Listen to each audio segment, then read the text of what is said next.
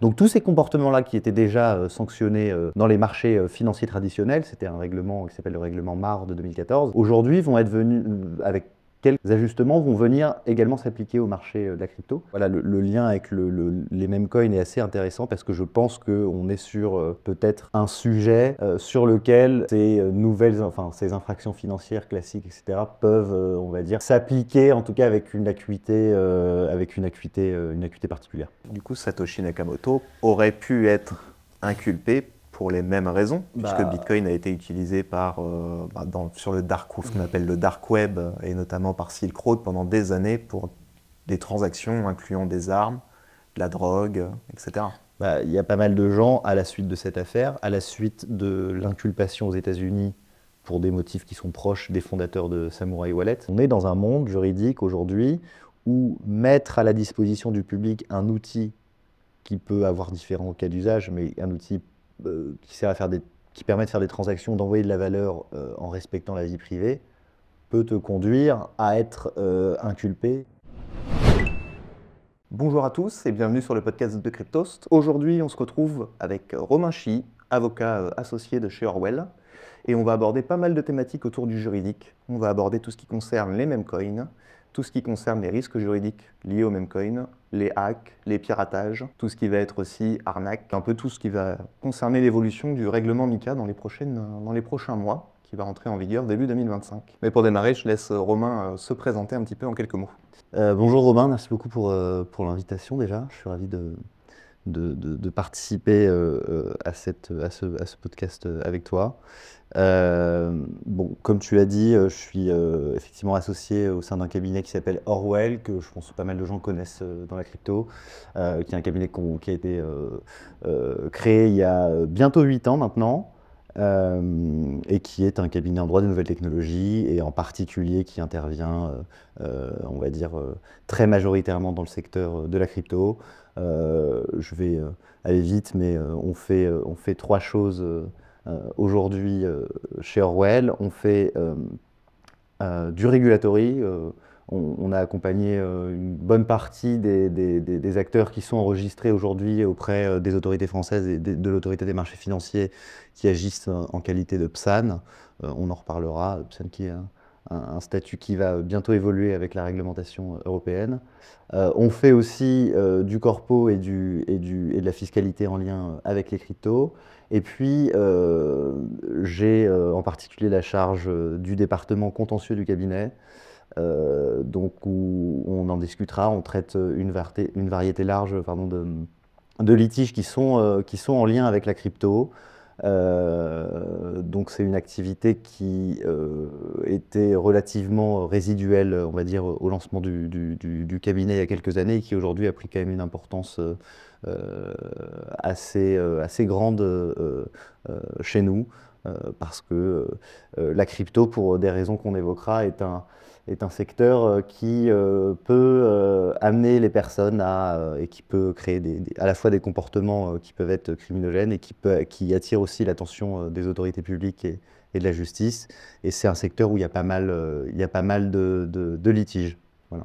Merci pour cette petite présentation. On voulait débuter avec un sujet un peu d'actualité. Donc on va avoir le règlement MiCA qui va rentrer en application début d'année 2025. Et la grosse tendance en ce moment, c'est les meme coins. Et donc je voulais voir avec toi un petit peu, d'un point de vue juridique, voilà, qu'est-ce que ça fait qu'autant de meme coins se lancent? Est-ce qu'il y a beaucoup de manipulation de marché? Quels sont les risques aussi justement de lancer des meme coins et de manipuler un petit peu le marché sur des meme coins, soit qu'on lance nous-mêmes, soit qui existent et qu'on fait, entre guillemets, un peu augmenter et on vend une fois que le meme coin est en haut pour, entre guillemets, gagner, engranger des profits et faire perdre de l'argent à des gens qui auraient investi dessus. Okay. Oui, effectivement, comme tu le dis, question brûlante, puisque bon, on en voit, il y a pas mal de gens beaucoup de gens qui en parlent aujourd'hui. Les meme coins, c'est une des grosses tendances de l'année. C'est quelque chose qui existe depuis assez longtemps dans le secteur de la crypto, mais qui explose véritablement cette année. Et je pense que c'est la grosse tendance, à mon avis, enfin, je ne suis pas le seul à poser ce constat, mais du bull run qui s'annonce. Bon, si tu me permets, je vais peut-être prendre les sujets un peu les uns avec les autres. Bon, ta question implique, implique déjà de poser un peu les bases, effectivement, comme tu en parlais, de la nouvelle réglementation qui va entrer en vigueur. Pourquoi c'est intéressant de parler de MiCA quand on parle des mêmes coins? Parce que, bon, déjà, comme tu le dis, c'est une nouvelle réglementation qui va s'appliquer quasiment à toute la crypto, bon, à l'exception des activités sur les NFT et des activités véritablement décentralisées. Mais c'est important parce que ce règlement entre en vigueur, donc il va avoir une entrée en vigueur progressive, mais à compter du 1er janvier 2025, et il va contenir un certain nombre de provisions qui vont être en rapport avec les comportements sur le marché des cryptoactifs, qui n'étaient pas aujourd'hui jusqu'à maintenant régulés en Europe. Je m'explique. Je pense que tous vos auditeurs, en particulier ceux qui s'intéressent au trading, à la crypto et même les autres d'ailleurs, ont déjà entendu parler de la répression d'un certain nombre de comportements qu'on peut avoir dans la finance traditionnelle. Je pense aux opérations d'initiés, ou ce qu'on peut appeler aussi les délits d'initiés, les manipulations de marché, etc. Ce qu'il faut savoir, c'est qu'aujourd'hui, en Europe, je dis bien en Europe parce que ce n'est pas le cas, c'est pas le cas aux États-Unis, tous ces comportements n'étaient pas réprimés ni en droit français ni en droit européen. Pourquoi? Parce que ces délits financiers spécifiques ne s'appliquaient, pour faire simple, qu'aux instruments financiers.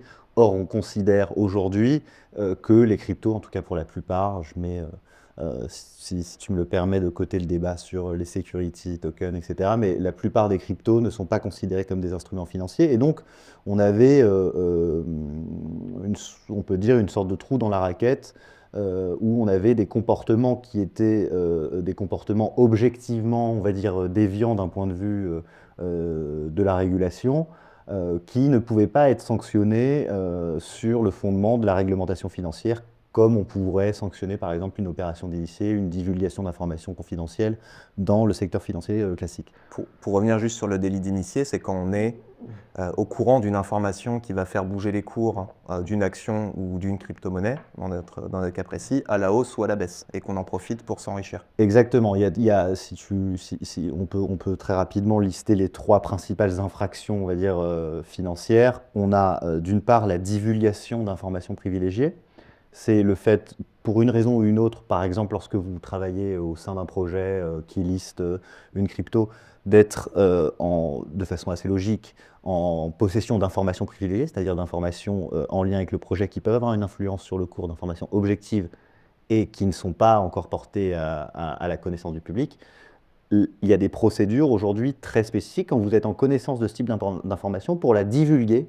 Pour que la divulgation soit régulière, il faut suivre un certain nombre de procédures, de formes, c'est-à-dire la divulguer de façon assez massive et concomitante sur à la fois le site du projet ou de l'institution qui détient cette information, et ensuite la divulguer avec une force de frappe suffisamment puissante pour que le public soit informé assez largement de la nature de l'information.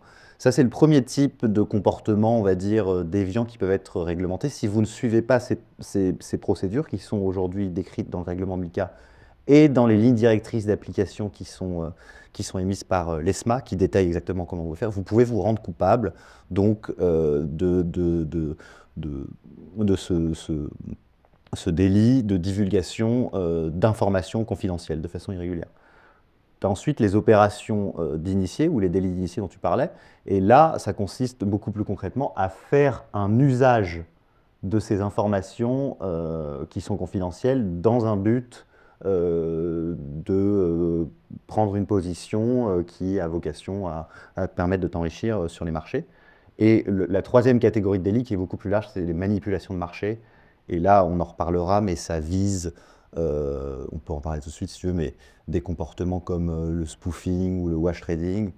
Très rapidement, le spoofing, ça consiste à placer des ordres sur une position afin d'attirer, de faire croire au marché à une tendance et ensuite de les retirer avant qu'ils soient exécutés.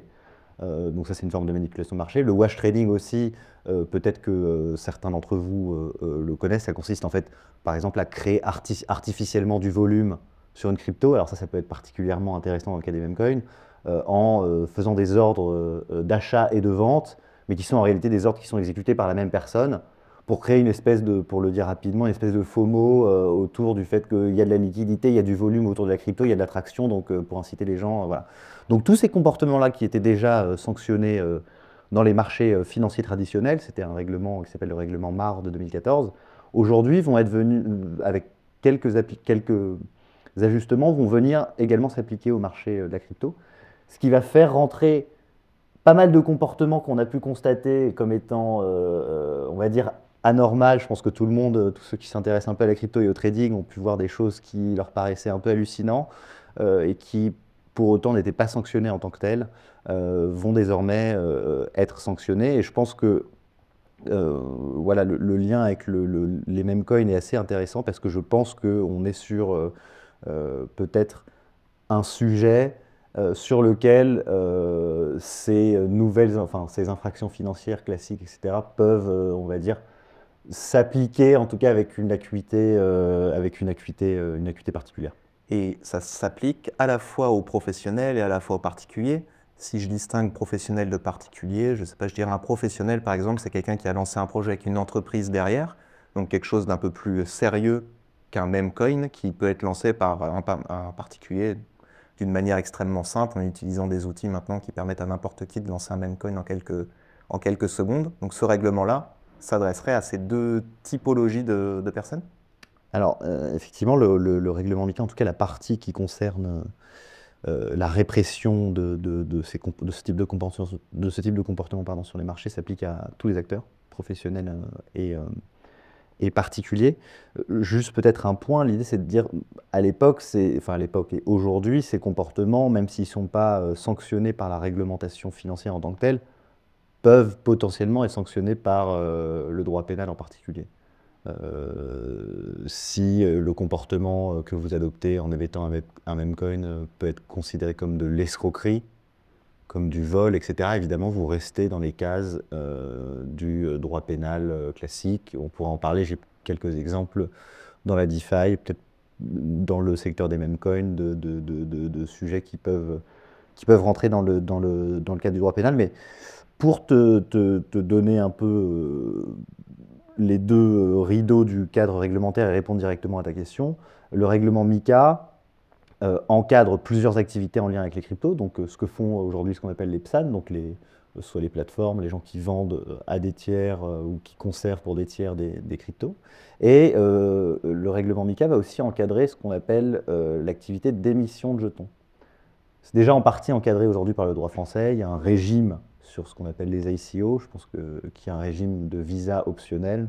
En gros, tu as le droit de faire une ICO, mais si tu veux communiquer d'une certaine façon, il faut que tu ailles demander un visa optionnel à l'AMF.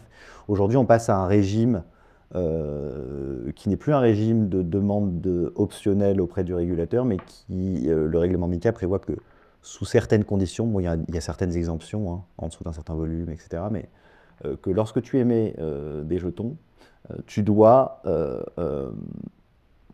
remplir un certain nombre d'obligations, et notamment rédiger un livre blanc avec les caractéristiques principales du jeton que tu vas émettre, et notifier ce livre blanc à l'autorité de régulation dans un certain délai avant l'émission de jeton. L'une des conditions également pour pouvoir émettre un jeton, et je pense que c'est directement en lien avec les meme coins, c'est aussi, selon le règlement MiCA, déjà d'être une personne morale. Donc, si on suit à la lettre le règlement MiCA, déjà le simple fait de faire une émission de jetons, donc sous certaines conditions de volume, etc., mais bon, en bull market, je pense que beaucoup de jetons, à mon avis, rentreront dans les critères prévus par MiCA. Déjà, il faut être une personne morale. Donc, c'est-à-dire que le particulier qui émet un meme coin, et si le meme coin prend un peu d'importance, etc., et qui se situe dans le territoire de l'Union européenne, déjà, son activité d'émission, elle peut potentiellement être en contradiction avec le règlement MiCA du simple fait qu'il n'est pas structuré autour d'une personne morale. Et ça, qu'est-ce qui risquerait? Bah, ils risquent les sanctions qui sont appliquées en cas de méconnaissance de la réglementation financière. Donc, c'est potentiellement donc des sanctions financières et administratives qui peuvent être données par le régulateur, et aussi des sanctions pénales qui peuvent y être associées, donc des amendes et éventuellement, dans les cas les plus extrêmes, même si en Europe ça s'est assez peu posé concrètement jusqu'à maintenant, mais aussi potentiellement une peine de prison. Donc il faut quand même faire attention. C'est une activité, je pense que euh, voilà, le risque dont je vous parle et l'encadrement est aujourd'hui encore théorique. Et puis, comme tu l'as dit, Mika rentre en vigueur le 1er janvier 2025, mais en fait, selon les dispositions, en fait, on va avoir une entrée en vigueur progressive pendant 3 ans du règlement. Donc, je ne vous dis pas que demain, tous ceux qui utilisent la plateforme dont on parle beaucoup aujourd'hui, qui émettent des meme coins, qui ont beaucoup de succès sur Solana, etc., vont se retrouver demain mis en demeure par le régulateur, etc. Parce que bon, il y a aussi un sujet de moyens, il y a pas mal de sujets pratiques, mais en tout cas, c'est une activité qui aujourd'hui sur laquelle il y avait un flou juridique, et demain il y aura beaucoup moins de flou, quoi. Donc, on pourrait imaginer peut-être une interdiction aux citoyens européens d'utiliser ce type de plateforme-là ou ce genre de choses-là? Bah, on peut imaginer pas mal de choses. On peut d'ailleurs, alors c'est un sujet d'ailleurs qui est intéressant, mais parce qu'il y a la personne physique ou la personne morale qui émet le jeton qui peut faire l'objet éventuellement de poursuites, mais il y a aussi quid de l'infrastructure, c'est-à-dire que ces plateformes qui permettent aujourd'hui en 3 clics de pouvoir créer un meme coin, de l'émettre, de choisir le volume de ton meme coin et de pouvoir, si tu veux, le vendre à du retail de façon hyper facile. Euh, on peut imaginer potentiellement aussi un régime de responsabilité ou une application de la réglementation à ces plateformes-là. Parce que dans ce type de configuration, il y a certes la personne physique qui va émettre le même code, mais il y a aussi la plateforme qui lui permet de le faire dans les conditions qu'elle le fait aujourd'hui sans aucune vérification, ni sur l'identité. Aujourd'hui, n'importe qui peut créer un memcoin sans donner son identité, il suffit de connecter un wallet. Donc oui, en tout cas, l'environnement de création des memcoins va considérablement évoluer demain. Alors je ne veux pas non plus être trop alarmiste vis-à-vis de vos auditeurs en leur disant que demain ça va être absolument interdit ou extrêmement compliqué ou qu'il faudra arrêter directement leur activité. Mais en tout cas, on va être dans une situation qui ne sera plus une situation de flou réglementaire, et où voilà, on ne pourra pas essayer de profiter d'une forme de zone grise autour de cela. Euh, voilà, après, je te le dis, il y a pas mal d'aspects pratiques aussi qui rentrent en considération, mais je dis, voilà, aujourd'hui, dans ce que je constate autour des meme coins et dans les gens qui viennent nous voir aussi pour qu'on leur donne un avis sur leur opinion, voilà, pas, on leur dit pas toujours que ce qu'ils font est légal, parce que, comme je te le disais tout à l'heure, la réglementation classique et le droit pénal classique peut s'appliquer aussi sur ce type d'activité. Et c'est sûr que si tu arnaques enfin, des personnes qui achètent ton jeton pour toi, alors que tu détiens la majorité des jetons, les revendent derrière, j'imagine que déjà ça c'est entre guillemets illégal. Bah, il y a plusieurs sujets de légalité. Il y a, en fait, quand tu crées un meme coin, t'as la question de savoir est-ce que tu as burn ou non les jetons de liquidité derrière. Si tu gardes la main mise sur les jetons de liquidité et que tu pars avec la caisse du jour au lendemain, là, effectivement, tu peux éventuellement, ce comportement peut être qualifié de vol, d'escroquerie, d'abus de confiance. Tu as d'autres situations, effectivement, si tu as une part de la supply, si tu as gardé une part très importante de la supply et que au moment où ton jeton, tu vois qu'il y a suffisamment de volume et de liquidité et que tu dumps sur tes acheteurs sans les avoir prévenus, sans avoir été transparent, là aussi, il y a des sujets d'escroquerie et d'abus de confiance. Donc effectivement, il y a pas mal de comportements qui aujourd'hui peuvent déjà être réprimés. Alors moi, ce que je constate, à mon échelle, hein, c'est qu'aujourd'hui, il y a quand même aussi une adaptation de la part des émetteurs de memecoin qui, pour certains, sont des scammers. C'est-à-dire qu'ils s'arrangent, quand on a ce genre de comportement extrêmement caricaturaux, ils s'arrangent pour que le montant des préjudices individuels soit relativement faible. C'est-à-dire que individuellement, les gens ne perdent pas trop d'argent, parce que c'est un moyen de se protéger aussi contre d'éventuelles poursuites. C'est-à-dire que vous avez beaucoup moins de chances de vous faire poursuivre si vous avez 5 000, 10 000 victimes à 500 dollars que si vous avez une victime à 70 000 dollars. Donc, petit conseil, quand il y a des projets qui limitent à un montant de 100 dollars par exemple maximum, ça peut être un Ça peut être un red signe, flag. ça peut être un signe, et j'ai envie de dire, même au-delà et ça c'est quelque chose qu'on a vu, que moi j'ai vu dans pas mal d'affaires en France, euh, ce que les gens n'ont pas forcément en tête, c'est que même si les règles sont claires, c'est-à-dire même si vous n'avez pas caché que vous avez accès à la liquidité, même si vous n'avez pas caché que vous détenez une part importante de la supply, en fait, il faut communiquer l'information de façon suffisamment claire et transparente à vos potentiels acheteurs. C'est-à-dire que le fait de dire non, mais le fait que j'ai pas burn mes jetons de liquidité, mes LP tokens, ça c'était transparent sur le code, sur la blockchain, etc., ça ne suffit pas.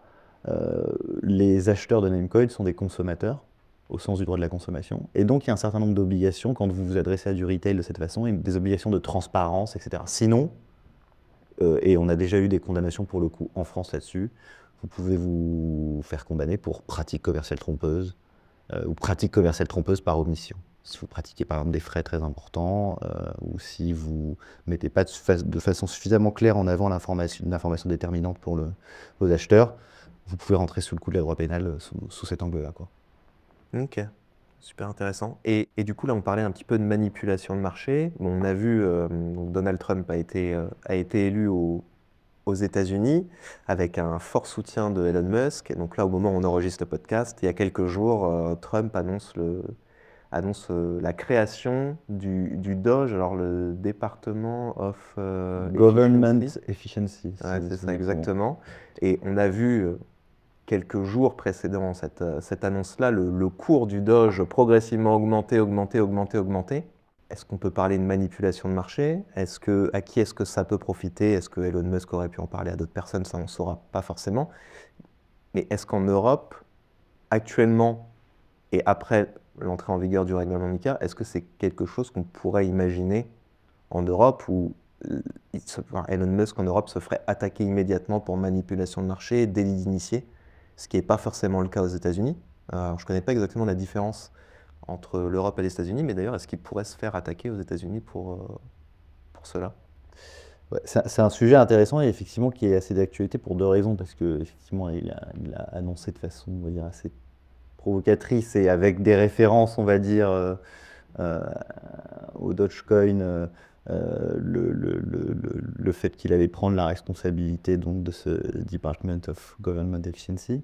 Je vais faire une réponse en deux temps. D'abord sur la différence entre la France et les États-Unis, parce que c'est un peu entre l'Europe et les États-Unis. Ces comportements de manipulation de marché, etc., sont déjà sanctionnés depuis longtemps aux États-Unis, y compris dans le secteur crypto. C'est-à-dire qu'on n'a pas cette différence qu'on a eue en Europe où les délits financiers spécifiques dont je te parlais, ces comportements déviants, ne s'appliquaient qu'aux instruments financiers classiques ou qu'aux commodities et pas aux cryptos. Donc ça s'applique depuis assez longtemps déjà aussi aux cryptos. Donc on peut être poursuivi aux États-Unis pour manipulation de marché, pour délits initiés en lien avec les cryptos depuis un moment. Ce qui va être le cas du coup en Europe seulement à compter de l'entrée en vigueur de MiCA si tu as bien suivi ce qu'on s'est dit depuis le départ. S'agissant d'Elon Musk, en fait, il a déjà été poursuivi pour manipulation de marché, c'est-à-dire qu'il y a un certain nombre de holders de Dogecoin qui ont déposé une plainte contre lui. C'était je sais plus, c'était en 2022 ou 2023, si mes souvenirs sont bons. euh, pour manipulation de marché en lui demandant un dédommagement et on parle de plusieurs. Les demandes à l'époque se chiffraient en milliards d'euros de la part des demandeurs. Donc il y a eu une petite bataille médiatique pour savoir si oui ou non ce qu'avait fait Elon Musk était susceptible d'être qualifié en tant que manipulation de marché.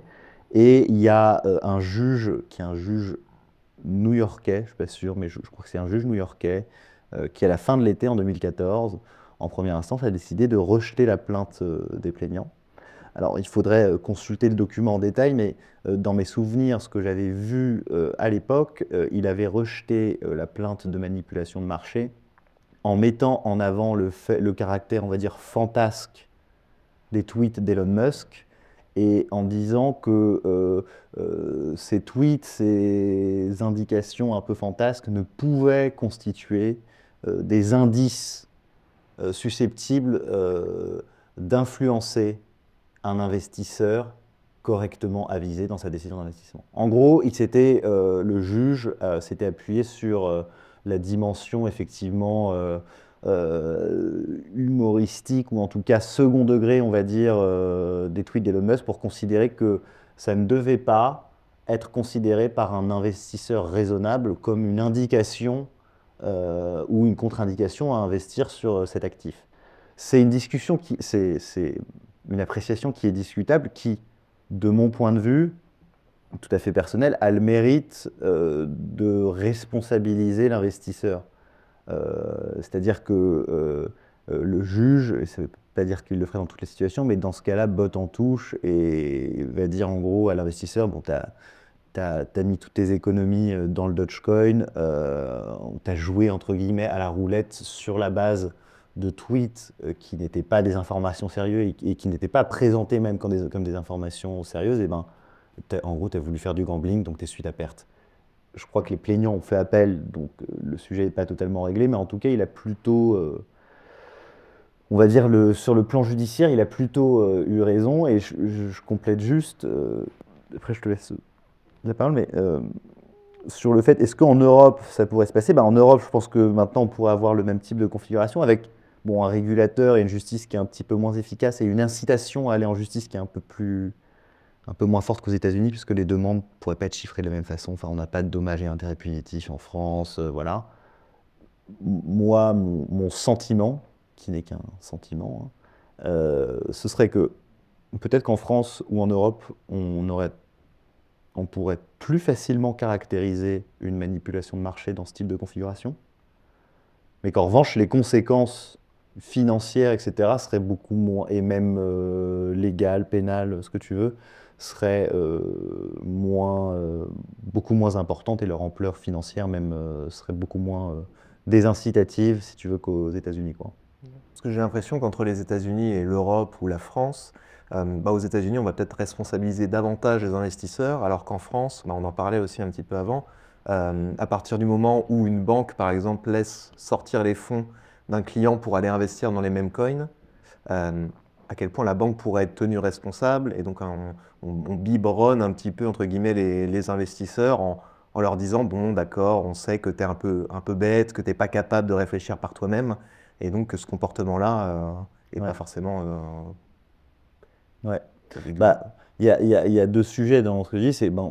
Tu relances ce que je dis, c'est-à-dire qu'on a peut-être une tendance, enfin, pas peut-être, on a une tendance beaucoup plus paternaliste, on va dire, de l'État et de la réglementation à aller protéger l'investisseur.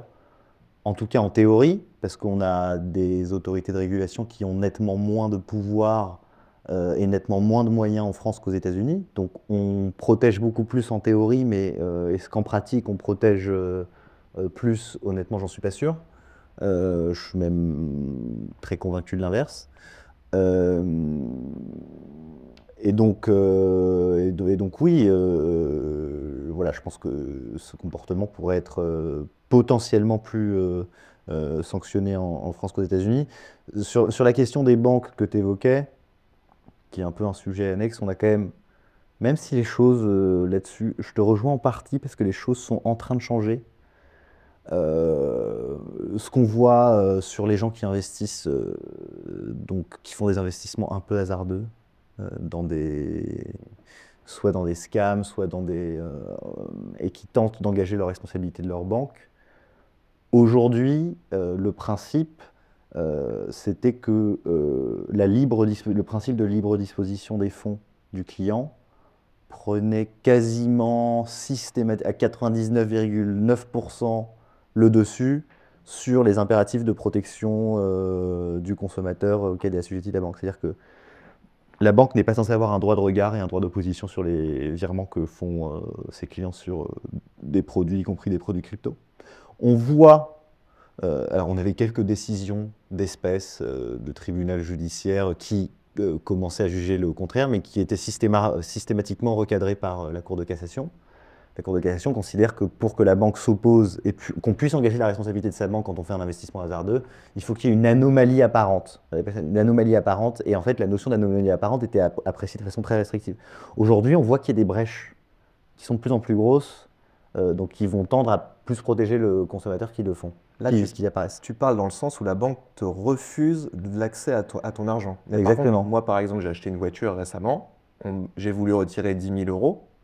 On m'a dit, on m'a demandé pourquoi est-ce que je voulais retirer 10 000 euros. Ça, Ouais. en revanche, les banques ont le droit ou c'est un abus un petit peu de pouvoir ou est-ce qu'elles, pour faire le lien avec la crypto, est-ce qu'elles pourraient vous demander pourquoi est-ce que tu veux faire un virement de 10 000 euros vers Binance, par exemple? Qu'est-ce que tu prévois de faire avec? Et si tu réponds que tu prévois d'acheter des mêmes coins, par exemple, pourrait te refuser le virement? Alors, en fait, ces restrictions qu'on peut avoir sur le montant, elles sont liées à l'application de la réglementation, donc, comme tu veux le savoir, sur la lutte contre le blanchiment d'argent et le financement du terrorisme. Donc, théoriquement, elles ne sont pas censées pouvoir t'empêcher de façon pérenne de pouvoir retirer des sommes d'argent. Elles sont censées pouvoir te demander des justificatifs et une fois que tu les fournis, te libérer quand même les fonds. Euh, la banque, elle ne peut pas s'opposer, et ça pourrait constituer, si elle s'y oppose de façon plus structurelle, plus pérenne à la libre disposition de tes fonds, alors même que tu as fourni les justificatifs qui étaient légitimes, ce serait un motif susceptible d'engager sa responsabilité. Ce qui se passe en pratique, c'est que si la banque ne veut vraiment pas que tu investisses dans certains secteurs et que toi tu veux absolument le faire, bah, elle ne te garde pas comme client. Elle te dit, OK, je clôture ton compte, donne-moi l'IBAN d'un autre établissement, j'envoie tes fonds et puis tu te débrouilles si tu veux avec la boutique d'à côté. Faut garder quand même en tête que sur le principe, il y a la liberté du commerce et de l'industrie, que les banques sont des commerçants, entre guillemets, comme les autres. Si elles ne veulent pas t'accepter dans leur boutique, elles ne t'acceptent pas. Et donc, si elles considèrent qu'elle ne veut pas d'un client, soit parce que c'est trop risqué, soit pour d'autres raisons, qui investit dans la crypto, elle n'est pas censée te bloquer et t'opposer de façon, s'y opposer de façon pérenne dans le temps, mais si vraiment elle considère que c'est pas conforme à sa politique interne, elle t'enverra voir la banque voisine, quoi, théoriquement. Donc, elles font ça aussi pour se protéger, j'imagine, parce qu'il y a déjà certaines personnes qui ont attaqué leur banque pour ces raisons-là, parce qu'elles elles ont fait un virement vers une plateforme d'échange frauduleuse ou même directement vers des escrocs, et donc se retournent vers leur banque pour ces raisons-là. Exactement. Et là, et quand je te parlais de brèche, là, il y a quelques minutes sur la jurisprudence, sur le fait qu'aujourd'hui, c'est très difficile d'engager la responsabilité de sa banque quand tu fais en gros n'importe quoi avec ton argent ou que tu l'investis sur des scams ou que tu perds tes fonds. Cette affirmation, elle est de moins en moins vraie. C'est-à-dire qu'on commence à avoir des décisions constantes de cour d'appel, etc. Où, par exemple, le fait de faire un virement bancaire vers une plateforme qui est par exemple sur liste noire de l'AMF. Et on voit que par exemple sur la liste noire de l'AMF, il y a des scams objectifs et il y a aussi des plateformes qui ne sont pas nécessairement des scams, mais des plateformes qui, pour X ou Y raison, n'ont pas souhaité s'enregistrer en France, etc. Et qui peuvent parfois avoir beaucoup de volume. Si la banque te laisse passer ces virements, et en général ça passe, et qu'ensuite, pour une raison X ou Y, tes fonds sont amenés à être perdus, encore une fois qu'il s'agisse d'un vrai scam ou non, aujourd'hui, la jurisprudence considère que pour une banque, laisser des virements passer vers des plateformes qui sont sur liste noire, c'est constitutif d'une anomalie apparente et donc c'est susceptible d'engager sa responsabilité. C'est quelque chose qui n'existait pas en jurisprudence jusqu'à maintenant. Donc on voit en fait, et il y a plus, je pourrais te citer plusieurs exemples, mais on commence à avoir plusieurs failles, entre guillemets, dans la jurisprudence où le principe de libre disposition des fonds des clients, qui en gros protégeait les banques jusqu'à maintenant d'actions en responsabilité qui pouvaient intenter par leurs clients qui font des mauvais investissements, aujourd'hui, il commence à y avoir des brèches dans ce type de jurisprudence. Ok. Et je voulais faire le lien, donc, parler un petit peu de sujet de cybercriminalité autour de la crypto. Toi, à quel type d'affaires est-ce que tu vas être confronté? Est-ce que tu as beaucoup de personnes déjà qui viennent au cabinet parce qu'ils se sont fait arnaquer, parce qu'ils sont tombés dans un scam, ce qu'on appelle un scam dans le secteur? Et un petit peu ce que tu pourrais nous dire, quel est le profil de ces gens-là? Est-ce Est-ce que c'est des gens qui s'y connaissent forcément dans la crypto? Est-ce que tu vois beaucoup de débutants qui arrivent dans la crypto, des personnes peut-être un peu plus âgées et qui se font avoir par des promesses de gains faramineuses? Alors, nous, là, pour essayer de reprendre aussi tes points dans l'ordre, donc on traite des types de contentieux qui sont assez variés au cabinet. Mais je dirais qu'on a, pour simplifier, deux types de clientèle. On a une clientèle qui, bon, l'essentiel de notre activité, ça consiste à défendre plutôt les intérêts d'entrepreneurs et de personnes qui ont des projets dans la crypto, que ce soit dans la DeFi, des gens ça peut être des personnes à titre individuel ou pour leur société, qui ont des projets qui peuvent avoir des litiges qui naissent de leur activité, donc soit des protocoles qui vont se faire hacker, soit des sujets tout simplement de recouvrement de créances qu'on peut avoir en crypto, etc. Donc en fait, on a un côté un peu contentieux des affaires de façon générale qu'on a pour nos clients qui sont plutôt des pros, que ce soit des individuels ou des... Et on a évidemment la crypto, je pense que c'est un sujet bon, que vous avez beaucoup traité et qui est malheureusement... qui revient souvent sur la une, on va dire, des médias crypto, qui est celui des victimes de hacks, d'escroqueries, etc. Parce qu'effectivement, aujourd'hui, et surtout dans des périodes comme on connaît, la bull market, où il y a une FOMO, où les gens vont, on va dire, pas trop réfléchir avant d'investir. Donc on a effectivement beaucoup de prises de contact ou de gens qui nous contactent pour ce type d'escroquerie. Ici, l'idée, nous, en tout cas, pour filer une métaphore médicale, l'idée de ce genre de dossier, c'est que nous, on va prendre ce type de dossier et proposer quelque chose au client que si il y a matière à opérer, quoi. C'est-à-dire qu'on fait une opération, qu'il y ait une chance de succès à la fin, même s'il prévient le client si les chances sont plus ou moins faibles ou plus ou moins élevées de pouvoir récupérer les fonds. L'idée, c'est que sur ce type de dossier, il y a plusieurs facteurs qui comptent. Le montant du préjudice, déjà, quand vous avez un préjudice qui est inférieur à 30-40 000 euros, honnêtement, sauf exception, c'est-à-dire que sauf si vous connaissez le nom de la personne qui est à l'origine du scam, etc., je vous dis pas, je ne découragerai pas les gens d'aller porter plainte, parce que ça peut toujours, même psychologiquement, etc., faire avancer, mais vous avez une chance que vos fonds soient récupérés ou que la personne soit arrêtée qui est proche de zéro.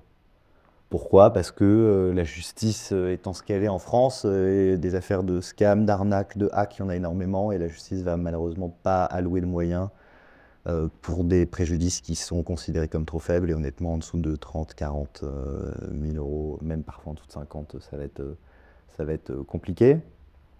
Et donc les profils qui nous contactent honnêtement pour ce type de dossier sont assez divers. C'est-à-dire qu'on va avoir, si tu veux, vraiment l'investisseur lambda, le John Doe, qui, jeune retraité, a un peu de fonds, veut investir dans la crypto, clique sur une pub sur Facebook, se crée un compte sur Binance et envoie 200 000 euros sur une adresse, sur une faute plateforme qui lui fait croire que ses fonds vont fructifier. On va aussi avoir des gens qui sont, même parfois des gens qui travaillent dans le secteur de la crypto et qui vont, parce qu'ils ont cliqué sur le mauvais lien, parce que sans faire attention, en pensant qu'ils étaient en faisant pas attention, ils étaient sur un site miroir d'un protocole DeFi, vont voir leur wallet siphonné, etc. Et qui ensuite ont parfaitement conscience de ce qui s'est passé, de l'erreur d'inattention qu'ils ont fait. Ça, c'est quelque chose qu'il faut avoir en tête, c'est-à-dire que même des gens très aguerris, et je pense qu'on a ceux qui suivent un peu le secteur crypto doivent le voir, peuvent aussi tomber dans des hacks assez sophistiqués. Oui, bien sûr, il suffit que la situation, je sais pas, on soit stressé, qu'il y ait son enfant qui hurle derrière, qu'on soit un peu dans la panique, et c'est possible. Ça peut arriver vraiment à tout le monde. Exactement, et et effectivement, c'est des dossiers où on a vu, voilà, qui ont quantitativement augmenté de façon exponentielle. Et comment vous avez vu l'évolution de la compréhension de ces affaires-là par la justice française, par les autorités policières, judiciaires? Est-ce que as constaté quand même une augmentation de la compréhension, l'utilisation de logiciels pour pouvoir tracer les fonds, pour pouvoir savoir un petit peu ce qui s'est passé exactement sur la blockchain, pour savoir où est-ce que les fonds vont, transitent, pour retrouver justement le voleur, le pirate. Bah, j'ai envie de dire, il y a toujours une question d'interlocuteur. Et parfois, c'est assez compliqué de le faire comprendre aux clients ou aux personnes avec lesquelles on discute, mais parce qu'on voit la justice et l'État comme une entité homogène. Mais en fait, la façon dont votre dossier va être traité va dépendre de considérations très triviales et très trivial, c'est pas le bon mot, mais très contingent, qui est sur quel bureau votre dossier va atterrir. En gros, il faut que votre dossier, pour être traité correctement, atterrisse sur le bureau d'un procureur que ça intéresse et qui comprend ce qui se passe, et ensuite sur le bureau d'un policier que ça intéresse et qui comprend ce qui se passe. Si votre dossier, surtout sur des infractions qui sont quand même assez techniques, qui requièrent déjà, c'est assez naturel, j'imagine, peut-être pour une partie de vos auditeurs et pour nous, mais la crypto, pour 85% des gens, en gros, c'est parce que si on part du principe que 12% des Français investissent dans la crypto, mais c'est quelque chose de très opaque. Et donc, déjà, il va y avoir une barrière à l'entrée, ça ne va pas les intéresser. Et là, vos chances de succès sont assez nulles. Ce que je constate, pour répondre plus directement à ta question, c'est qu'il y a eu évidemment une montée en puissance qui est assez, honnêtement, assez remarquable des autorités sur ces sujets-là. Mais encore une fois, pas de tout le monde. C'est-à-dire que vous avez aujourd'hui une partie de la police et de la gendarmerie. Donc, je pense aux cybergendarmes, ce qu'on appelait C3N, jusqu'à il n'y a pas longtemps. La brigade financière à Paris, la brigade de lutte contre la délinquance astucieuse. Donc, en gros, les services de police qui sont spécialisés en matière de délinquance financière et de cybercriminalité, qui aujourd'hui, pour une partie d'entre eux, les agents sont bien formés et disposent de logiciels. Enfin, il y a 2 logiciels qui sont très connus, que tout le monde a en tête, qui sont utilisés en fonction de qui gagne l'appel d'offres par les autorités. Et donc, aujourd'hui, on a une vraie compréhension de la technologie par une partie des autorités, une partie des policiers, et aussi une partie des magistrats. Mais malheureusement, c'est une partie des magistrats qui sont spécialisés dans ces contentieux. Je pense qu'à Paris, par exemple, nous, on a souvent, on a un cabinet d'avocats parisien et on a beaucoup d'affaires qui sont traitées à Paris, soit par des juges d'instruction, soit par des procureurs à Paris. En particulier, vous avez au sein du parquet de Paris 2 sections. La section J3, qui est une section spécialisée dans les affaires de cybercriminalité. Vous avez que des procs qui font de la cybercriminalité, et une section qui s'appelle la section F2, où il n'y a que de la criminalité financière. Et là, vous parlez crypto avec ces procureurs, et ils connaissent parce qu'ils voient beaucoup de dossiers. Pour l'anecdote, en discutant de ces sujets-là, donc avec ces interlocuteurs, on voit que le sujet est maîtrisé, et on nous dit même que c'est devenu un sujet d'importance, on va dire, stratégique aussi au sein de ces juridictions et ces magistrats spécialisés, parce que dans des affaires de cybercriminalité, par exemple, aujourd'hui, moi, on m'a confié récemment qu'on voyait de la crypto quasiment dans un dossier sur 2. C'est-à-dire que ce soit de façon directe, c'est-à-dire que la crypto soit l'objet même du délit ou de l'enquête, ou qu'elle en soit un accessoire. En fait, on voit de la crypto dans beaucoup de dossiers. Que ce soit pour des transactions, dans le cadre voilà, voilà, c'est pas nécessairement l'infraction principale, mais la crypto est beaucoup utilisée. En termes d'infraction, il y a quoi? Il y a les ransomware, j'imagine. Donc, c'est les entreprises qui se font bloquer leur logiciel informatique ou enfin tout leur parc informatique par des hackers qui demandent une rançon pour ensuite libérer l'accès à ces ordinateurs-là, à ces données qui sont inclus là-dedans. Qu'est-ce qu'il y a comme autre typologie de dossiers auxquels ils sont confrontés, auxquels toi tu peux être confronté? Alors, oui, il y a effectivement la question des ransomware. Bon, tous les ransomware ne fonctionnent pas, enfin, toutes les personnes victimes de ransomware ne sont pas rançonnées avec de la crypto. Il y a encore plein de ransomware où tu es rançonné avec des virement en fiat, même si la crypto est un moyen quand même qui est beaucoup plus simple et qui est beaucoup plus Mais il me utilisé. semble avoir vu passer que la majorité était encore d'ailleurs en fiat Ouais, et pas en ouais, crypto. alors c'est de moins en moins vrai en tout cas. Bon, moi après j'ai un miroir déformant, c'est-à-dire que je suis avocat spécialisé dans la crypto et les gens qui viennent me voir, soit côté personne poursuivie, soit côté partie civile, donc les entreprises qui viennent me voir pour faire de l'asset recovery, on en parlera après, et donc essayer de récupérer leur crypto, par définition elles viennent me voir parce que les rançons ou des fonds ont été perdus en crypto. Donc moi je vois majoritairement, très majoritairement des rançons qui sont payées en crypto.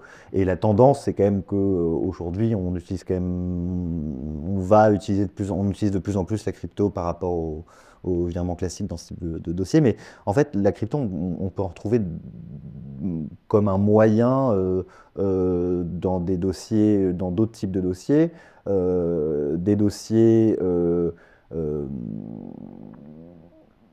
Par exemple, des dossiers bon, qui sont, tu peux avoir des paiements de rançon qui sont faits en crypto. Tu peux avoir de l'envoi de fonds, donc du blanchiment de capitaux sur des activités, par exemple, de trafic de stupéfiants, qui sont payés en crypto. Et donc là, dans tout le volet financier de ces dossiers-là, et quand tu t'intéresses à en général, quand tu as la brigade quand t'as la brigade financière ou quand tu as des magistrats financiers qui sont saisis de ce dossier, il y a une grosse partie du volet financier de ces enquêtes euh, qui peut faire appel où les délinquants ont pu faire appel à de la crypto. Et donc, il y a une nécessité aussi pour cette criminalité, on va dire, plus classique, donc trafic de drogue ou autre, où on a besoin de comprendre la technologie, on a besoin de décortiquer les mécanismes financiers, on a besoin de retracer les cryptos et on a besoin surtout, c'est ce qui intéresse à la fois mes clients et les magistrats, d'aller faire des saisies de fonds en crypto. Et pour faire une saisie de fonds en crypto, il faut comprendre la technologie et, euh, et, euh, et avoir des investigateurs qui sont capables de retracer les fonds. Hmm. Comment ça se passe une saisie de fonds en crypto? Si tu pouvais un peu retracer le fonctionnement peut-être d'une affaire que tu as pu suivre. Ouais. Euh, alors, donc, bon, des saisies de fonds en crypto, on peut en faire à la fois dans des affaires civiles, c'est-à-dire que demain j'ai un litige commercial avec toi, tu refuses de me payer, tu n'as plus 1 euro sur ton compte en banque. En revanche, je sais que tu as des USDC quelque part ou tu as des fonds sur un compte Binance ou Ledger. Ce que je peux demander aujourd'hui et ce qui se fait, nous on a eu parmi les premières décisions de juges civils autorisant à faire des saisies crypto, je peux dire au juge, voilà, j'ai des éléments qui me permettent de soutenir et de considérer que Robin a des fonds en crypto sur un compte sur une plateforme d'exchange. Regardez, ma créance elle est fondée, je vous m'autorisiez par voie d'huissier à demander à Binance de saisir ses fonds ou à demander à je sais pas, une boîte comme Circle, je te dis des emplois d'armes, de saisir ses fonds. Donc ça c'est dans des litiges commerciaux classiques. Où là on doit apporter aussi quand même des éléments au juge et on peut procéder à des saisies. Là, peut-être ta question portait plus sur des affaires pénales. Comment ça marche? En réalité, même si, alors, sur les plus gros dossiers, je dirais qu'il y a deux types de dossiers. Soit il y a des dossiers dans lesquels, on va dire, c'est des dossiers d'importance critique ou médiatique, soit parce qu'il y a un préjudice très important en crypto, dans des affaires de hack ou d'arnaque. Enfin, on a vu ça avec des dossiers comme Platypus, comme RBApe, etc. Mais donc soit il y a un enjeu financier tel que la police va elle-même spontanément, sous la direction du magistrat, faire le travail de tracing.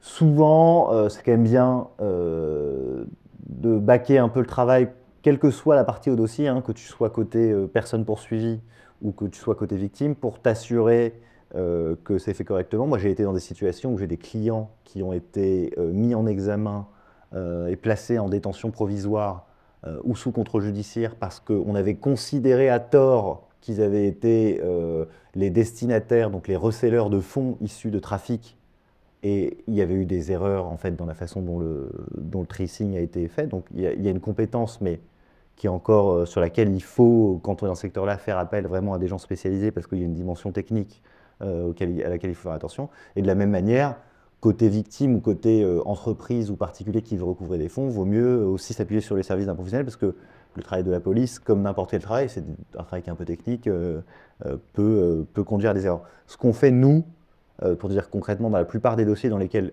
la police ne va pas déployer des moyens important pour le tracing, c'est que en fait, on arrive de plus en plus dans un système à l'américaine où malheureusement, compte tenu des moyens de la justice, si tu n'apportes pas un dossier clé en main au procureur et à la police sur voilà où sont partis les fonds, voilà tous les indices dont nous disposons. Tu vois, je te donne des exemples où j'ai un client qui s'était fait dérober une partie de ses fonds sur sa plateforme. Enfin, on avait hacké sa plateforme, y compris son 2FA, il y avait du SIM swapping, etc. Il avait des fonds importants. On retrace le portefeuille, on regarde où partent les fonds pour demander à la police de faire des saisies quand les fonds, avec des alertes quand les fonds ressortent sur des plateformes, mais aussi tout un travail d'investigation. Est-ce que l'adresse qui a été utilisée, en l'occurrence sur Ethereum, n'est pas aussi utilisée sur d'autres blockchains? Est-ce qu'on ne peut pas retrouver avec... moi j'ai un souvenir d'un dossier où on avait vu qu'une adresse utilisée sur Ethereum, on avait un nom de domaine service sur Polygon, on avait retrouvé un compte Twitter. Enfin, et en fait, il faut faire les investigations à la place ou aider la police à faire les investigations dans la plupart des dossiers, parce que c'est la clé de résolution. En fait, il faut offrir un dossier quasiment clé en main à la police. Il faut plus que la police ait à envoyer il faut que la police ait simplement envoyé des réquisitions judiciaires à des plateformes ou à des tiers. C'est la clé de résolution dans la plupart des dossiers aujourd'hui. Et tu me disais d'ailleurs, pour l'anecdote, que tu avais été amené à travailler avec l'enquêteur on-chain crypto le plus connu mondialement actuellement, qui est Zach XBT, c'est ça? Ouais. Bah alors nous on a des dossiers. Alors, moi, je l'ai contacté sans succès à pas mal de reprises, Zach XBT à l'époque, parce que je voulais discuter avec lui et tout, etc. Mais bon, c'est pas du tout la philosophie du personnage, je pense que tout le monde l'a bien compris. Là où nous, on a pu s'appuyer sur son aide, ça n'a jamais été directement moi qui l'ai contacté en disant je te contacte au nom de l'un de mes clients. En général, c'est mes clients qui sont connus ou non, mais qui sont les victimes directes, qui vont aller le contacter en MP sur X, lui dire voici les faits dont j'ai été victime, etc. Et quand le dossier l'intéresse, lui et son équipe, moi je suis persuadé qu'il n'est pas tout seul, nous ont fait des retours, enfin je vais avoir 4-5 dossiers où ils nous ont fait des retours et nous ont aidés sur le côté tracing de transactions, etc. Ouais, parce qu'il doit de toute façon avoir tellement de demandes, enfin il y a tellement d'arnaques et tellement de gens qui se font scammer, pirater, que ça doit être qu'il doit être obligé de sélectionner les dossiers qu'il veut, les plus intéressants je pense pour lui aussi, ou ceux qui peuvent aider le plus les gens qui sont le plus en difficulté. Bah, je pense que lui, il a son intérêt, c'est-à-dire que les dossiers qui l'intéressent, c'est ceux sur lesquels il peut aussi tout simplement faire du retweet aussi, hein. Donc soit ces dossiers qui peuvent être sulfureux ou intéressants, soit parce que l'enjeu financier est important, hein. En gros, si vous vous faites, malheureusement, si vous faites hacker ou scam 50-60 000 euros que vous envoyez et qu'il n'y a pas de particularité à votre dossier, que vous envoyez un message sur Twitter à ce type d'investigateur, peu de chances qu'ils prennent votre dossier. Après, ça vaut toujours le coup. Mais l'idée, c'est que dans ce genre de dossier, bon, nous, on est un cabinet d'avocats, donc on n'est pas développeur, voilà, mais on connaît quand même bien techniquement l'environnement crypto. Donc, nous, on peut dire à un client quand il arrive au regard de ces transactions, est-ce que c'est compliqué, est-ce qu'il faut faire du demixing parce qu'on voit que est-ce que ça va être très compliqué ou est-ce que ça va être relativement simple? Et ensuite, ce qu'on fait, c'est qu'on les oriente sur des investigateurs crypto avec lesquels on travaille, qui vont nous rendre un rapport en disant, bah voilà, il y a une partie de vos fonds qui sont arrivés sur un portefeuille Binance, une partie de vos fonds qui sont arrivés sur un portefeuille de telle plateforme, où les fonds sont toujours en ligne, et ensuite, ils sont toujours sur une adresse on-chain, et ensuite, c'est sur la base de ces éléments-là, avec d'autres éléments d'analyse OSINT, que nous, on va construire un dossier pénal et aller dire au procureur, de façon très pragmatique, hein, voici ce que, au regard des éléments qu'on vous a présentés, donc on leur présente tout le raisonnement, il faut qu'ils puissent tout vérifier, hein, voici ce qu'il faut faire. Voici la personne à contacter chez tel exchange, voici son adresse mail où envoyer les réquisitions, voici l'adresse sur laquelle ont été reçus les fonds, et on vous demande de geler tous les fonds qui sont sur cette adresse, parce que même s'il n'y a qu'une petite partie du préjudice du client, en fait, on peut considérer que tous les fonds qui sont reçus sur cette adresse ont une origine illégale. Donc l'idée, c'est vraiment, je te dis, c'est un système de plus en plus à l'américaine pour des considérations malheureusement matérielles et pas pour des considérations de changement de fonctionnement du système juridique, on doit mâcher le travail au maximum de la police pour espérer avoir des résultats. Ok. Et je voulais revenir sur ce que tu disais un peu avant. Ça semblait quand même un peu fou. Tu as des gens qui ont déjà été mis en examen de manière, enfin, parce que les autorités se sont trompées et pensaient que ces personnes-là avaient reçu des fonds de manière illégale ou autre. Enfin, comment est-ce que tu arrives à retrouver quelqu'un qu'on soupçonne d'être un arnaqueur ou d'être un hacker? Alors, les exemples, les deux exemples que j'ai en tête, c'est des gens où on a considéré qu'ils avaient, l'enquête on-chain avait considéré qu'ils avaient été les bénéficiaires effectifs, c'est-à-dire ou qu'ils avaient été un des maillons de la chaîne de blanchiment d'infractions initiales qui étaient graves. Donc, soit, je ne sais pas en particulier, mais ça peut être du blanchiment du produit de l'infraction, du produit d'un crime. Et on a considéré, les autorités ont pu considérer que soit, alors il peut y avoir, en fait, il peut y avoir plusieurs sources d'erreurs. Il peut y avoir, par exemple, quand vous utilisez, et là pour le coup, je blâmerai aucun acteur en particulier parce que il peut y avoir ce qu'on appelle enfin, ce que j'appelle, et ce qu'on appelle avec les enquêteurs des faux positifs, c'est-à-dire que parfois vous avez certains logiciels de traçage qui vont associer par erreur certaines adresses à certaines plateformes ou certains services crypto. C'est-à-dire que l'adresse, il n'y a pas d'erreur, c'est-à-dire que l'adresse sur laquelle arrivent les fonds est la bonne, mais en revanche, les services les logiciels de tracing font des associations entre certaines adresses et certaines plateformes d'exchange, certains services, certaines entreprises. Et donc c'est sur la base, nous c'est déjà arrivé sur la base de ce type de faux positifs que des dirigeants ou des dirigeants ou des bénéficiaires effectifs de certains services crypto avaient été arrêtés, potentiellement mis en examen, interrogés, etc. Parce qu'on avait considéré sur la base de ce type de faux positifs qu'ils étaient des récipiendaires, que leur service avait reçu des fonds et qu'ils n'avaient pas pris les mesures pour les arrêter. Donc potentiellement ils avaient blanchi ou fait du recel. Ok. Donc c'est dans ce type de configuration. Parfois on a des erreurs qui sont plus triviales, dans des schémas de blanchiment assez compliqués, avec l'utilisation de mixeurs. Enfin, le démixing, ça reste quand même un truc qui est très compliqué. C'est-à-dire que la police ne sait pas faire. Nous-mêmes, enfin, il y a des... Est-ce que tu peux expliquer ce que c'est le Ouais, mixing? le mixing, c'est quand vous avez recours à un mixeur, c'est un service crypto, donc il y en a plusieurs. Enfin, on pourra y revenir si on a le temps, mais il y a des services comme Samurai Wallet, Whirlpool par exemple sur Bitcoin qui permettent en gros, si vous voulez, d'aller à l'encontre des propriétés de la blockchain, c'est-à-dire d'opacifier le chemin des cryptos. L'idée, c'est de les faire passer sur plein d'adresses ou de les faire passer sur des services pour ne pas voir ou vont faire perdre la trace des fonds aux autorités. En fait, l'idée, c'est de regrouper. Il y a 10 personnes qui vont regrouper toutes leurs cryptos ensemble et ensuite elles vont être redispatchées. Voilà, techniquement, en gros, c'est que vous faites rentrer vos cryptos dans un service et ensuite ça ressort sur une myriade d'adresses. Et donc, il y a plusieurs personnes qui font rentrer leurs cryptos sur le service et ensuite, vous ne savez pas en fait où la personne techniquement. Alors, il y a des techniques de demixing, il y a des services, des sociétés. Nous, on a des sociétés avec lesquelles on travaille sur malheureusement un nombre de cas très restreint parce que c'est des services qui coûtent extrêmement cher, qui proposent des services de demixing. Mais même les gens les plus compétents, ça reste une casuistique qui repose sur des probabilités, c'est compliqué.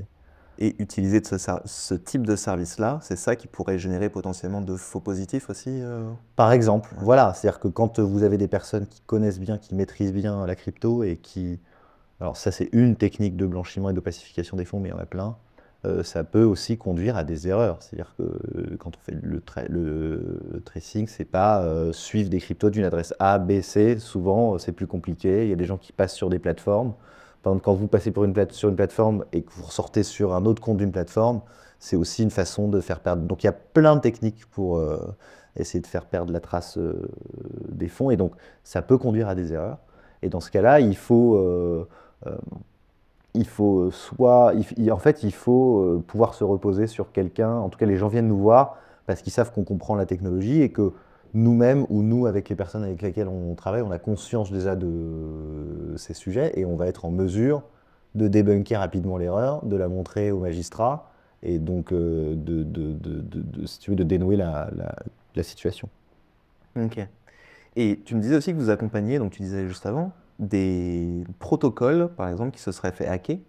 Mais donc, ces protocoles-là sont, entre guillemets, voilà, les victimes de hackers. Comment est-ce que ça se passe quand un protocole se fait hacker, quand un fondateur de projet vient te voir et te dit bah, là, j'ai perdu pour X millions de fonds de mes clients, qu'est-ce que je dois faire? Comment je fais pour les récupérer? Comment je communique auprès de mes clients? Comment je fais en sorte qu'ils ne m'attaquent pas en justice? Bah, je pense que tu as mis le doigt sur les deux enjeux principaux.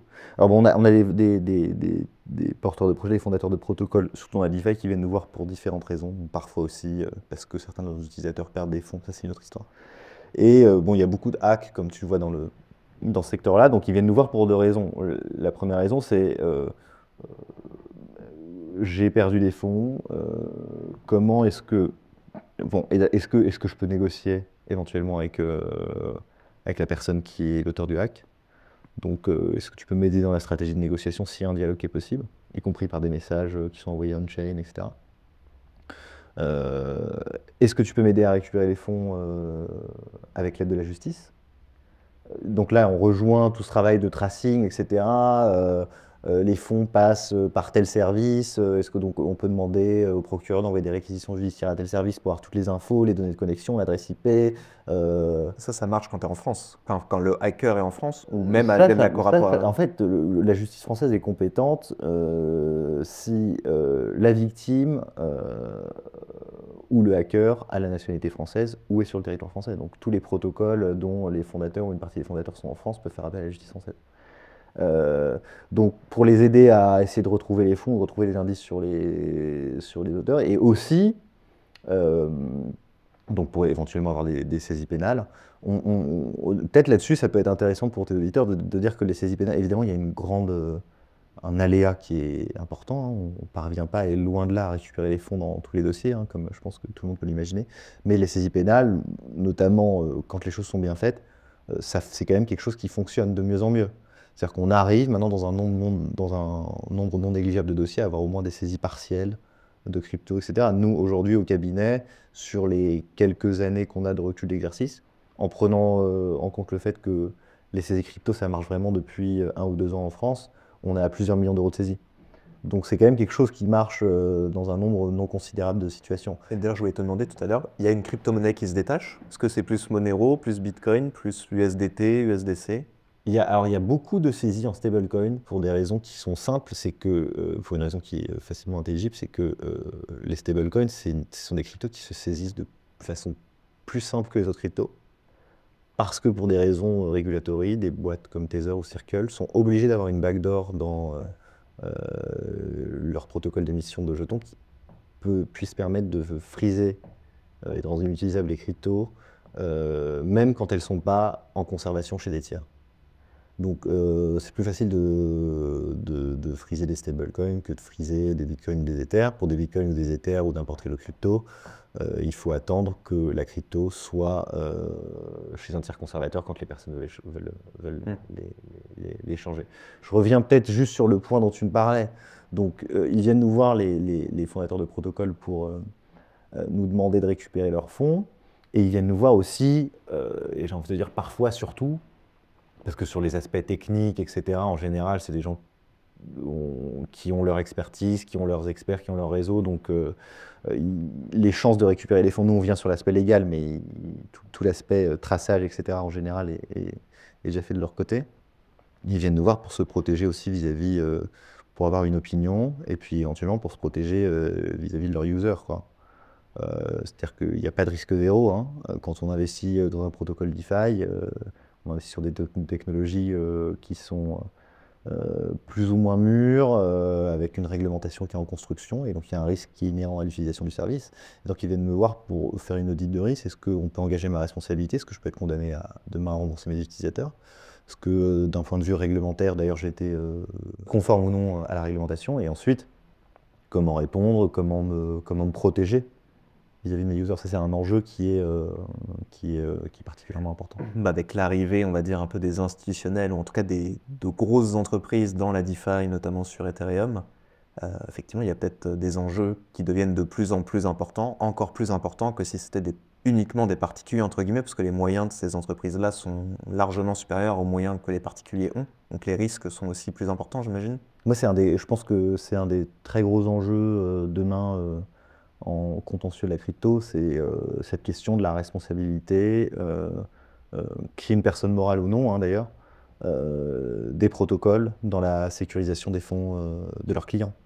C'est-à-dire que on est en train le secteur se professionnalise, est en train de mûrir. Donc cette espèce d'époque où déjà personne ne comprenait rien, y compris les magistrats, est déjà révolue. Je ne dis pas que c'est non plus que tous les magistrats de France se mettent à la crypto, mais voilà, les dossiers qui intéressent la justice s'y intéresse et est capable de comprendre les dossiers, hein. Je te parle en connaissance de cause, moi j'ai eu des dossiers en pénal avec des magistrats qui s'étaient renseignés, savaient ce qu'était un layer 2, enfin comprenaient tout, c'était fait tout expliqué. Et donc pour moi, l'enjeu va se massifier entre guillemets demain, surtout que je pense que les hacks sont pas prêts de se terminer, ça va être ces questions à la fois de responsabilité pénale et civile des protocoles lorsqu'ils sont victimes de hacks. Et donc avec derrière tout un tas de questions juridiques, il y a des sociétés qui spécialisent dans l'audit de smart contracts de protocole. Un protocole qui se fait hacker mais qui s'est fait auditer, est-ce que c'est lui qui est responsable? Est-ce qu'il peut se retourner, engager la responsabilité de son auditeur? En fait, on va avoir des mécanismes des logiques juridiques un peu classiques qui vont se mettre en place aussi dans le secteur, pour moi, de la DeFi, de ce point de vue-là. Parce que justement, pour rebondir sur le secteur de la DeFi, on a beaucoup entendu que voilà, si c'est une DAO, donc une organisation décentralisée, alors on ne peut pas engager la responsabilité du ou des fondateurs, puisque la responsabilité serait partagée avec tous les possesseurs du token. T'en as beaucoup aussi qui sont partis en Suisse pour créer des fondations. À quel point est-ce que tout ça, ça joue vraiment, ou dans tous les cas, même une personne d'ailleurs qui serait pseudonyme, à partir du moment où cette personne-là a créé le projet, est associée au projet, on peut engager sa responsabilité. Moi, j'ai une opinion qui est très tranchée sur le sujet, c'est que pour un juge, civil ou pénal, la décentralisation, ça n'existe pas. Je pense qu'on a pas mal d'exemples récents, y compris en Europe. Hein, la décentralisation, la DAO de Tornado Cash, qui est un mixeur, c'est-à-dire que n'ont pas empêché les autorités d'un pays comme les Pays-Bas, hein, avec un système juridique, en tout cas des normes de protection des libertés fondamentales qui sont les mêmes que les nôtres, de condamner l'un de ses développeurs à 5 ans de prison pour blanchiment de capitaux. C'est l'infraction de présomption de blanchiment. De la même manière... ouais. Juste là-dessus, ils l'ont condamné parce qu'il a utilisé son propre service, qu'il aurait utilisé son propre service pour blanchir des capitaux, mais pas pour avoir mis à disposition cet outil-là, enfin le code de cet outil-là qui est entre guillemets open source. Alors ils l'ont condamné pour une infraction, enfin une analogie avec le droit français qui existe aussi en droit français, c'est pour l'infraction de ce qu'on appelle de présomption de blanchiment. C'est-à-dire qu'on l'a condamné pour avoir développé et tiré des bénéfices, c'est important aussi, du fonctionnement d'un protocole dont il savait nécessairement, parce qu'il avait été notifié par l'OFAC, dont il savait nécessairement que ce protocole était utilisé à des fins de blanchiment. On ne lui reproche pas, lui, personnellement, d'avoir blanchi des fonds issus d'un trafic de drogue, etc. On lui reproche d'avoir continué à faire fonctionner selon les mêmes modalités un protocole dont il était le développeur et dont il a tiré des bénéfices, alors même qu'il était voilà, qu'il y a un certain nombre de notifications qui lui avaient été envoyées qui disaient que Tornado Cash, par exemple, avait été utilisé pour envoyer des fonds à l'État islamique à l'époque. En Corée Voilà. du Nord, par Ou en Corée du Nord, voilà. Et donc c'est l'infraction qu'on lui reproche, c'est d'avoir mis en disposition et tiré des bénéfices d'un protocole dont voilà. Et c'est pour ça que c'est un cas qui pose pas mal de questions, parce qu'on ne lui reproche pas d'avoir lui-même blanchi des fonds. On lui reproche d'avoir mis à disposition un outil qui a pu servir à blanchir des fonds. Du coup, Satoshi Nakamoto aurait pu être inculpé pour les mêmes raisons, puisque Bitcoin a été utilisé sur le dark, ce qu'on appelle le dark web, et notamment par Silk Road pendant des années pour des transactions incluant des armes, de la drogue, etc. Il y a pas mal de gens, à la suite de cette affaire, à la suite de l'inculpation aux États-Unis pour des motifs qui sont proches des fondateurs de Samurai Wallet. Donc Samurai Wallet, c'est un wallet Bitcoin qui fonctionne avec une surcouche qu'on appelle une couche avec une surcouche Whirlpool qui permet aussi d'anonymiser les transactions. Ils ont été arrêtés aux États-Unis, ils n'ont pas encore été jugés à ma connaissance, pour des motifs analogues à Alexei Pertsev, donc de Tornado Cash. Et donc, oui, je te rejoins aujourd'hui, c'est-à-dire que il y a, on arrive dans un monde, enfin, on est dans un monde juridique aujourd'hui où mettre à la disposition du public un outil qui peut avoir différents cas d'usage, mais un outil qui sert à faire qui permet de faire des transactions, d'envoyer de la valeur en respectant la vie privée, peut te conduire à être inculpé et à avoir des poursuites. Alors je mettrai un petit bémol, comme je te dis, parce que pas non plus être trop caricatural sur ce genre de sujet. Pour Tornado, on lui a reproché d'avoir tiré des bénéfices, voilà, les choses sont un tout petit peu plus complexes que ça. Mais je te rejoins, hein, le fondateur de l'anonymat de Satoshi Nakamoto est effectivement la meilleure des protections. Je pense qu'aujourd'hui, honnêtement, alors je te dis pas qu'il aurait été condamné à la prison à vie, mais moi je suis prêt je suis intimement convaincu qu'il aurait fait l'objet de poursuites dans de très nombreux pays. Et que ce serait quelqu'un qui serait traqué par les autorités judiciaires aujourd'hui. Peut-être pas dans tous les pays, hein, mais en tout cas qu'il y aurait de graves problèmes avec la justice.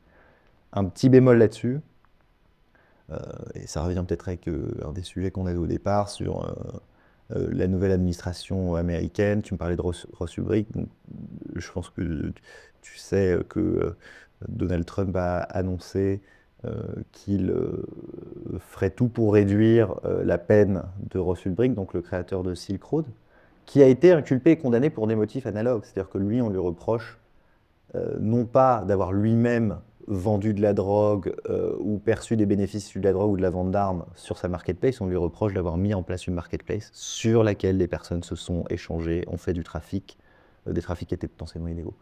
Donc on lui reproche d'avoir mis en place et d'avoir fondé une infrastructure et d'en avoir tiré des profits. Voilà. Je crois qu'on lui reproche aussi une tentative de meurtre ou quelque chose comme Oui, ça. mais alors qui est pas direct. En fait, en tout cas, la condamnation principale pour laquelle il purge sa peine de prison aujourd'hui, c'est parce qu'on lui reproche d'avoir mis en ligne une marketplace qui a servi à vendre de la drogue et à vendre des armes.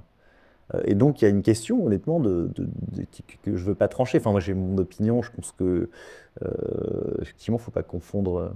Enfin, il doit y avoir un principe quand même de neutralité technologique, qu'il ne faut pas confondre l'usage qu'on peut faire d'un bien ou d'une infrastructure avec l'infrastructure en elle-même.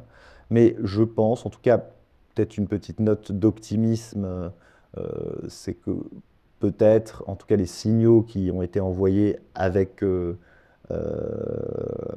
cette annonce, on verra si elle sera suivie d'effet ou non pour Ross Ulbricht, c'est que peut-être on peut espérer que dans les prochaines années, on ait une approche un peu plus libérale, on va dire, des choses sur ce type de sujet, et donc et peut-être espérer voir ces poursuites contre ce type de protocole se raréfier, ou en tout cas voir la position de la jurisprudence un peu bouger là-dessus. Pour revenir juste sur le côté un peu les fondateurs d'un protocole DeFi qui se fait pirater, qui se fait hacker, est-ce que tu as un exemple d'une affaire qui s'est bien terminée, où vous avez pu négocier peut-être avec le hacker ou récupérer les fonds? J'ai plusieurs exemples. Enfin, dans la majorité des cas, ça se termine pas bien, hein. Je pense qu'il faut quand même le dire d'entrée. Dans la majorité des cas, il y a une négociation de Parce qu'il y a ce qu'on appelle aussi les white hacks, donc les hackers, voilà, les bons hackers, entre guillemets, il y a les mauvais et les bons hackers. Donc ces hackers-là qui récupèrent les fonds et qui les renvoient ensuite derrière au projet, qui permettent de corriger certaines failles de sécurité. J'ai plusieurs exemples en tête où il y a eu des négociations qui ont été faites, dans lesquelles soit c'est des dossiers sur lesquels on était là dès le départ, soit on a été appelé en cours de négociation. Ce que je dirais, c'est que on a aussi eu évidemment des hacks sur lesquels on a réussi à friser une partie des fonds. Et donc, in fine, elle est récupérée pour le protocole sans mettre la main. J'ai pas d'exemple en tête, en tout cas, d'affaires en France où on a réussi à faire arrêter les hackers d'un protocole. On a des exemples sur lesquels une partie des fonds a été frisée, on a des exemples de négociation. En général, je dirais que le trigger pour négocier avec ce genre de hacker, c'est d'avoir fait une très bonne investigation avant et d'avoir, entre guillemets, de susciter chez lui la crainte de se faire retrouver. C'est ça qui va trigger la négociation. Si tu lui envoies un message en disant négocie ou je vais déposer plainte à la gendarmerie du coin, voilà, ça c'est malheureusement pas suffisant. Donc la clé c'est d'avancer, que ce soit pour une résolution purement judiciaire ou que ce soit dans l'optique d'une négociation, il faut avoir des arguments, il faut à la fois soit apporter des éléments pour que la justice avance, soit apporter des éléments pour, entre guillemets, faire craindre au hacker d'une éventuelle résolution du judiciaire dossier, parce que si il y en a assez peu, même s'il y en a, hein, des dossiers de hack ou autres dans la DeFi qui se règlent devant la justice, il y en a peu, mais il y en a quand même. Et donc, quand le hacker craint d'aller, en fait, on peut parfois légitimement craindre que la police vienne vous chercher et qu'ensuite vous soyez jugé en correctionnel. Moi, c'est arrivé pour certains de mes clients et c'est jamais très agréable. Et donc, on préfère négocier hein, si on D'ailleurs, a cette crainte-là. pour ce type d'affaires-là, on peut être rattrapé, enfin un hacker peut être rattrapé combien d'années après avoir commis son crime? Il y a une limite, il y a de la... Ça dépend de la qualification, mais je dirais que la plupart du temps, on reste quand même dans le domaine de l'infraction, et donc il y a 6 ans de prescription, avec une date qui commence à la date de la découverte des faits, et s'il n'y a pas eu d'acte interruptif de prescription, en tout cas il y a 6 ans pour poursuivre. Si on déclenche une enquête, la prescription est suspendue. Euh, donc, euh, donc on peut être rattrapé pas mal de temps après. Moi j'ai des clients euh, dans la DeFi qui se sont fait rattraper 2 ou 3 ans après qu'un utilisateur se soit plaint d'une transaction dans laquelle il avait perdu beaucoup d'argent et qui se sont fait arrêter à l'aéroport. Dans des dossiers, même si c'est plutôt, on va dire, des exemples des cas d'école où on a eu des saisies crypto plus de 24 mois après le début de l'enquête. Donc il y a aussi, je ne dis pas que c'est le cas, mais il y a aussi cette épée de Damoclès qui peut, c'est-à-dire que quand le dossier intéresse la justice, etc., que la personne est bien accompagnée, qu'il y a des alertes, on peut faire des saisies longtemps après. Enfin, il faut que la personne reste vigilante, quoi. Il ne suffit pas de poser les Ethers ou les Bitcoins qui sont issus du produit de l'infraction sur une adresse et de se dire 6 mois après, c'est bon, je suis tranquille, parce qu'en réalité, euh, quand vous avez des gens sérieux en face de vous et quand le jeu en vaut la chandelle, les gens légitimement ne lâchent pas l'affaire, quoi. Et donc, Et tu as des clients qui ont déjà été arrêtés à la sortie de l'avion ou à l'aéroport, en France ou même à l'étranger? alors moi, c'est plutôt en France parce que j'interviens sur les affaires pénales quand la situation se trouve en France. C'est arrivé 2 fois. Où j'avais des clients qui faisaient l'objet dans le cadre d'une enquête crypto et qui avaient été identifiés de façon très classique parce qu'on avait relié leurs adresses ou l'adresse du smart contract d'un protocole à leurs adresses perso qui elles-mêmes étaient alimentées ou avaient des interactions avec des exchanges et donc on a réussi à avoir leurs identités comme ça et qui ensuite ont vu un mandat d'arrêt qui a été émis à leur rencontre et qui ont été chopés à l'aéroport quand ils revenaient en France voir leur famille ou avoir des rendez-vous au business. Et j'ai aussi des clients étrangers dans la même situation. En général, c'est des affaires sur lesquelles les enjeux sont assez importants, qui là aussi ont un mandat d'arrêt qui avait été émis par un juge d'instruction en général en France et qui là, j'ai en tête un client qui, dans le cadre d'une escale à Paris, a fait escale à Paris et s'est fait arrêter par la police à la frontière et a été déféré devant un juge d'instruction. Euh, et c'est des situations qui n'arrivaient pas il y a 3, 4 ans et qui, aujourd'hui, la plupart des dossiers dont je te parle, c'est des choses qui sont arrivées dans les 2 dernières années et qui sont de plus en plus fréquentes parce qu'il y a de plus en plus d'affaires et que les autorités, encore une fois, maîtrisent de maison le sujet.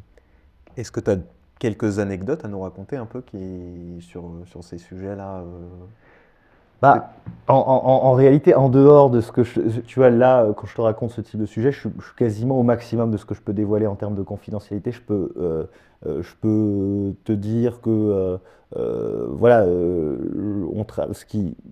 moi, ce qui m'intéresse et ce qui peut être intéressant aux auditeurs, c'est de dire qu'il y a aussi des affaires que être avocat en crypto, en contentieux en crypto. Donc, ça peut t'amener aussi en tout cas nous ça nous amène à travailler sur des affaires, sur des dossiers criminels où les enjeux nous sortent un peu des enjeux, on va dire, purement business qu'on peut avoir tous les jours. Nous, on vient toujours nous voir pour un aspect technique, mais on intervient sur des dossiers d'instruction dans lesquels il y a du blanchiment, de trafic de drogue, des crimes qui sont commis, des enlèvements, etc. Donc ça, c'est bon. Après, je peux pas.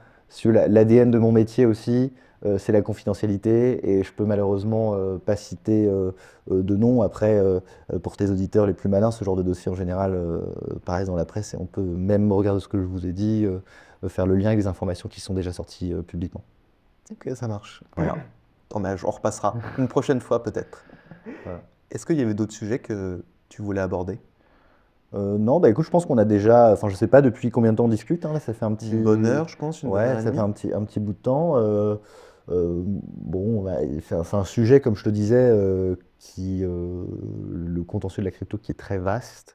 Bon, il y avait un sujet, peut-être un dernier sujet dont on avait abordé, qu'on a abordé avant le podcast, avant l'interview, qui était les risques potentiels que les plateformes, les PSAN, pouvaient avoir à laisser leurs utilisateurs envoyer des fonds d'une plateforme d'échange, donc de Binance par exemple, vers une autre plateforme frauduleuse, une plateforme sur liste noire de l'AMF, ou même vers un projet Memcoin, enfin un projet même pas forcément Memcoin, un projet vraiment très bizarre, une arnaque claire, Ouais. claire et déjà identifiée par l'AMF par exemple ou par les autorités.